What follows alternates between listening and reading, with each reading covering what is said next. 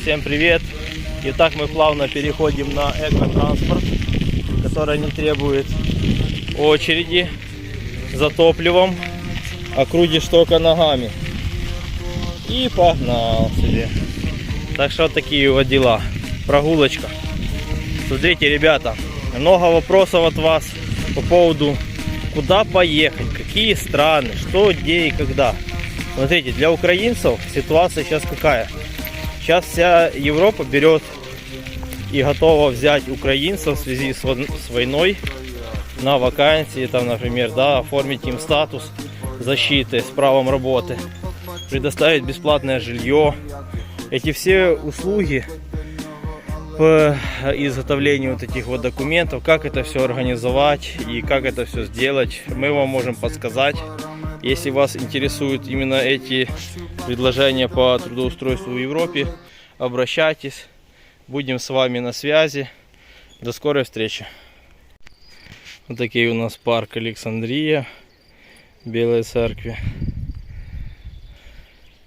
Замечательная погода. Так, что там у нас казаки? Все, такие дядьки у нас охраняли.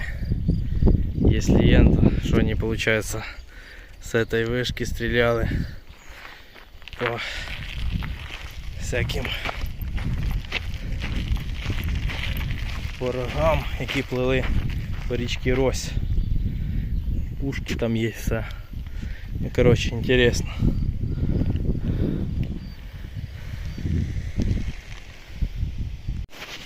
Ну, вот такая вот природа в Белой Церкви. Парк Александрия. Погодка замечательная. Уточки собі плавають. Юзя їх висипляє. А повно вони. Кодло. Так що така от у нас природа.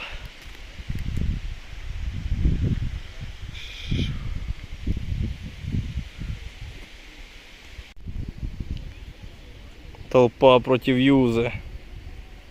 Юза, а ну-ка фу. Маленькі воно кашечки. Утята. И тут така у нас есть ситуация.